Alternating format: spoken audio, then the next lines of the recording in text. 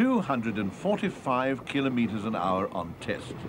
At that speed, it would take less than 20 minutes to reach Johannesburg from Pretoria. It's certainly a far cry from that day 100 years or so ago, when President Paul Kruger paid his first visit to the burgeoning and boisterous mining town of Johannesburg. It took him exactly 5 hours to get there. There was no railway then, of course, so the old man had to make the long and tiring journey by coach. But as he bumped and swayed along the dusty track, strangely enough, a railway was in fact something he had very much in mind. So we'd better go back to the beginning, to an October day nearly a century and a half ago, when 13-year-old Paul and his parents were trekking out of the Cape, and the epic stand at Blood River was still 9 weeks away. On that October morning in 1838, when the good citizens of Cape Town opened their local newspaper, they were startled at what they read. There was talk, the paper said, of building a railway at the Cape. Now, in those days, the idea of traveling by train was as remote as a journey to the moon, because it wasn't 9 years since George Stephenson's rocket had signaled that the world would never be quite the same again. But actually what the colony needed in those days was not so much a railway as a system of good roads, because encircled as it was by these forbidding mountains on one side, two great oceans on the other, it might as well have been an island.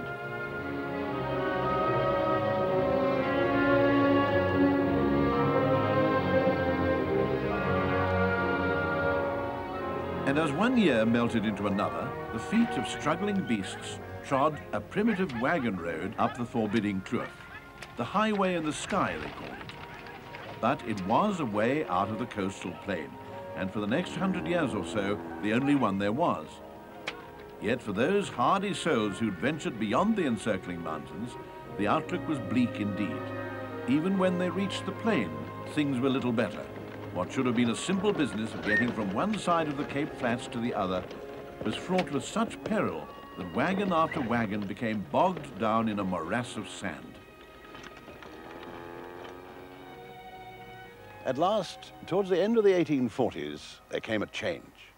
And with that change, we find emerging the great names to herald the golden age of road building. Names like Montague and Mitchell, Andrew and Thomas Bain, piercing one mountain barrier after another, bursting out of the shackles of centuries, to emerge at last on that great plateau we call the Karoo.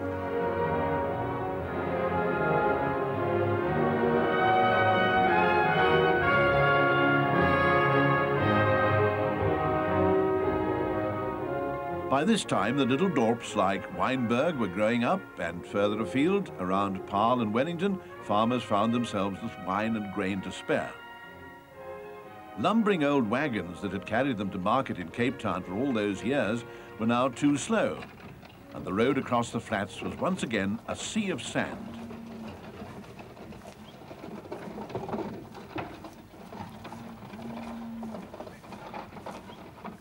If only the colony had been blessed with a navigable river like the Mississippi, how very different things might have been.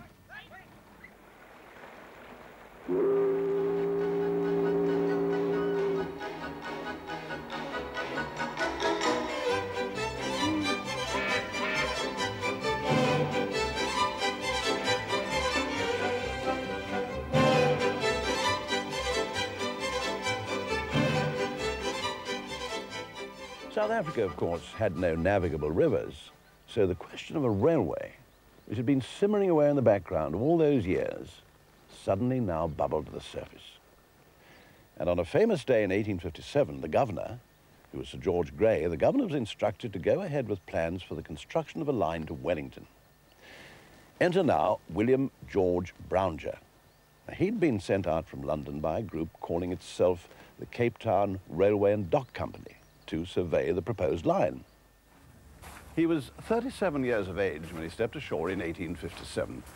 A man of vast experience, he'd distinguished himself in the London to Birmingham Railway, and he'd been responsible for a lot of the construction of the Crystal Palace. Well, he lost no time in starting his survey, and the upshot was that his firm in London was awarded the contract, and that was to build a railway line from Cape Town to Wellington, passing through Stellenbosch and Paarl, a distance of about 72 kilometers. It was to be built to the British standard gauge of 4 feet 8.5 inches, which is 143.5 centimeters. And incidentally, that was the width of the ruts left in the Roman roads in England and in Europe by the Roman military carts. Now, the contractor's name was Pickering, and he was given about 2.5 years to complete the line of 72 kilometers. The first thing they did was to launch the line with all the panoply of a royal occasion. On one of the wettest days of the year, the governor and about 6,000 others arrived for the ceremony.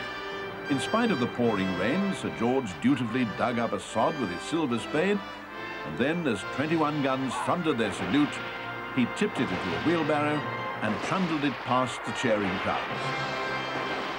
When Pickering was ready to start work, he soon found that the local labour was hopelessly inefficient. So he decided to bring out from England some 300 navvies to do the heavy construction work. And what a tough bunch they were. And what's more, they even dressed the part. Whacking great boots, thick soles with metal caps. The trousers were real brown moleskin, tied with string below the knees. In winter, they wore a sort of a pea jacket. In summer, they worked stripped to the waist.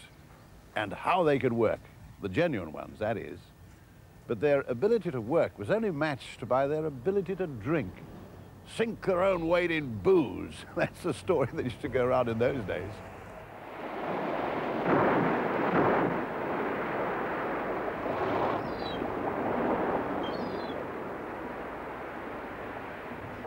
On a windy afternoon in the spring of 1859, a ship had sailed into Table Bay.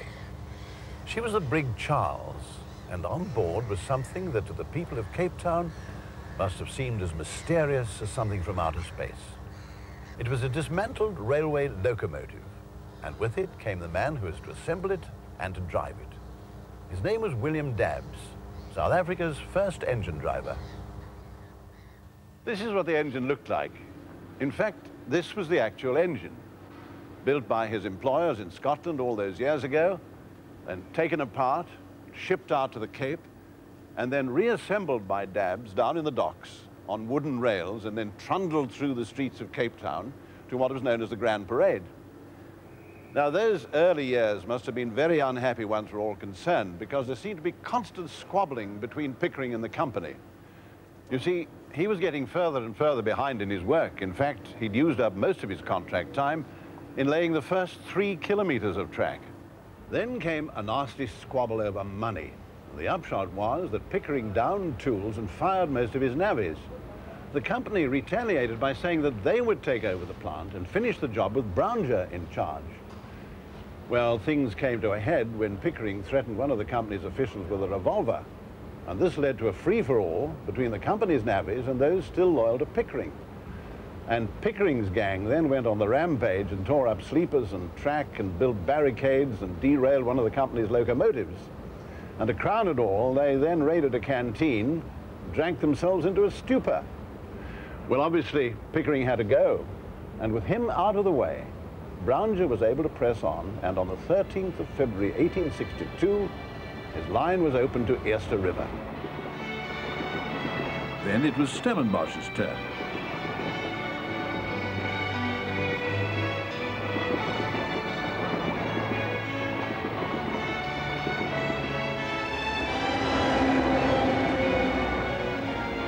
One year later, Brownger had a train steaming into Paarl.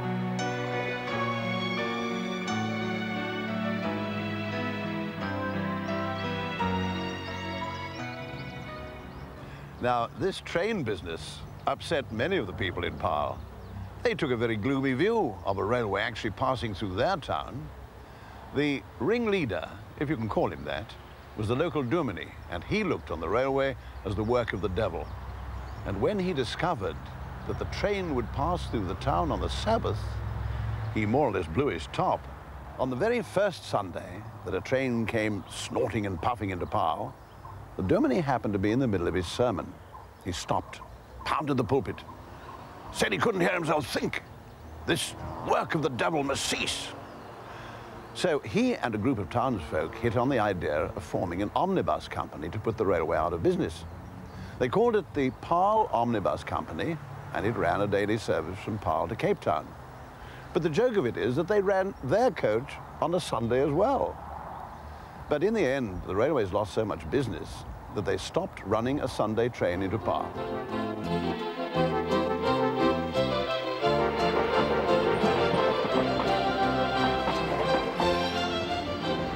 Despite all the hold-ups, Brownja pushed ahead. And shortly after midday on the 4th of November 1863, 4 years after construction had started, a flag-bedecked train with the governor on board and a host of VIPs, driver Dabbs proudly at the controls, puffed into Wellington Station. Brownja's line had reached its journey's end at last. As the locomotive came to a stop, there was a loud cheer. Staid townsfolk threw their top hats in the air with great abandon.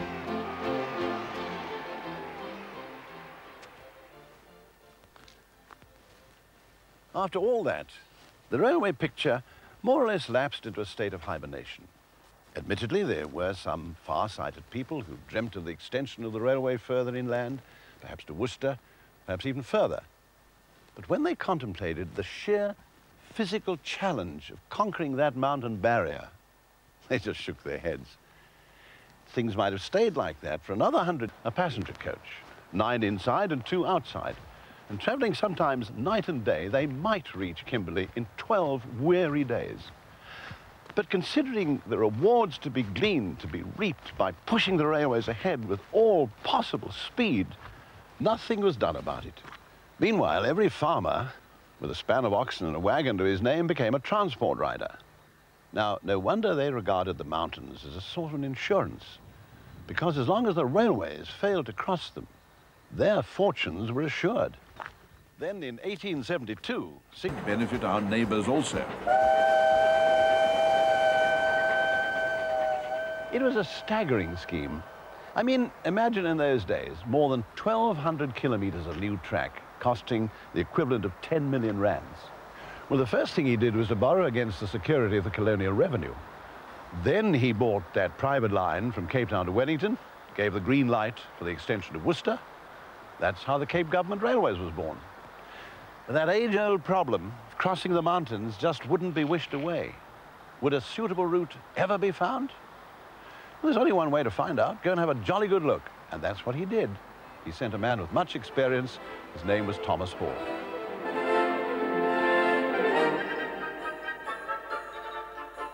He was no longer young, but what he lacked in youth, he made up in enthusiasm. For weeks, he scrambled up and down the mountains and tramped through the valleys.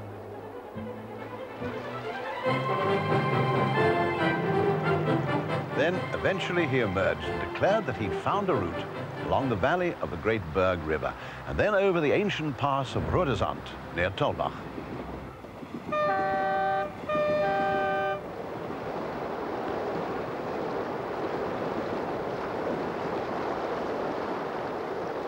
After that, he proposed to follow another valley, the Verlede Valley, all the way to Worcester. Well, it was a long way round, and there was a problem. You see, because of the many steep curves involved, Hall wanted to reduce the standard gauge of 4 feet 8.5 inches to 2 feet 6 inches. That's just over 70 centimeters. Well, Parliament was horrified because it would have meant scrapping the existing track. So they called in Brownja. He was the colonial engineer by this time. They called in Brownja to arbitrate, and he sat down and he thought about the problem, and he came up with his decision. Let's split the difference, he said. Let's make it 3 feet 6 inches. So, 3 feet 6 inches, that's 106.5 centimeters it was to be, and 106.5 centimeters it is to this day. Now, as far as the existing track was concerned, well, that was quite easy. As a temporary measure, they could just lay an extra rail inside the existing lines. By this time, of course, the line was well on the way to Worcester, but the great challenge lay ahead. It was this, the Hex mountain range, at once forbidding and defiant. On winter nights, when the moonlight glistens on the snow, people will tell you that the Hex, or witch, is abroad, roaming the mountain tops, searching for her loved one who fell to his death up there long, long ago.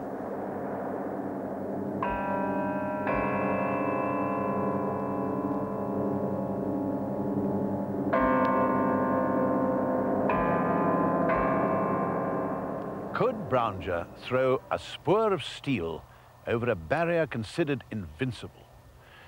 Well, it's quite a story, and this is how it began.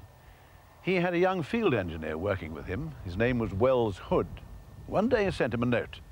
Examine the country, he told him, and come up.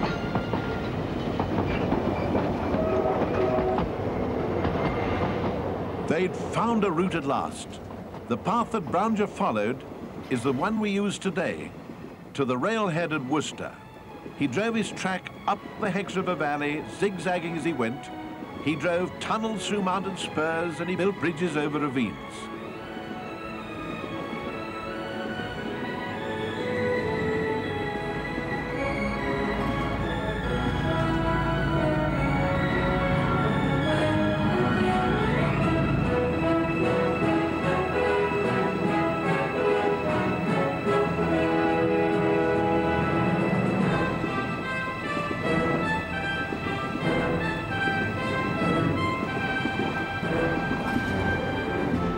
He built so many curves that if he were to join them all together, the train would have to travel 16 complete circles before it reached the summit.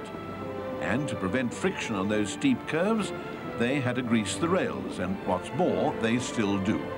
Even today, we still marvel at what Brounger did. In a distance of less than 80 kilometers, he lifted the line from Worcester here to an altitude of nearly 1,000 meters to bridge the Hex River Mountains.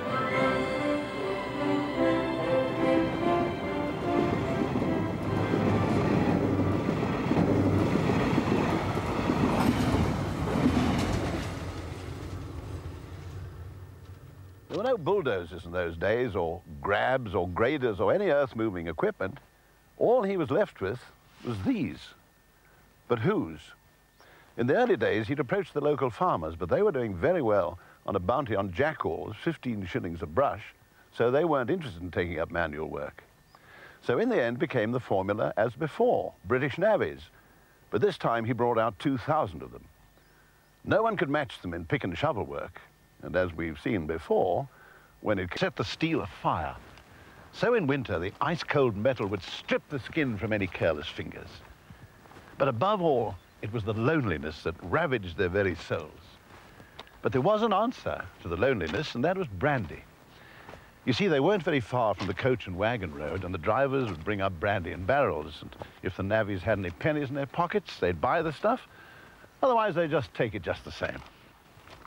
When supplies ran out, there was the problem. They used to roam the countryside in gangs, and nobody was safe. They'd raid coloured and Hottentot settlements, and even the Boer farmhouses were not immune from their plundering fingers. But if no brandy was forthcoming, well, they wouldn't think twice about smashing the farmers' windows or even molesting their womenfolk.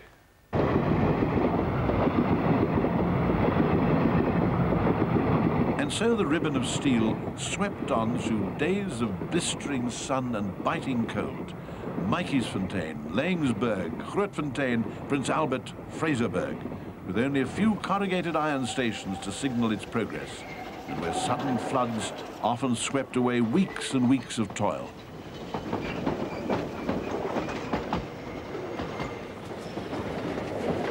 And then, on a scorching February day in the year 1880, 3 trains steamed into the tiny oasis of Beaufort West. In the first train was the governor, and in the second were the great road builder Thomas Bain and his daughters.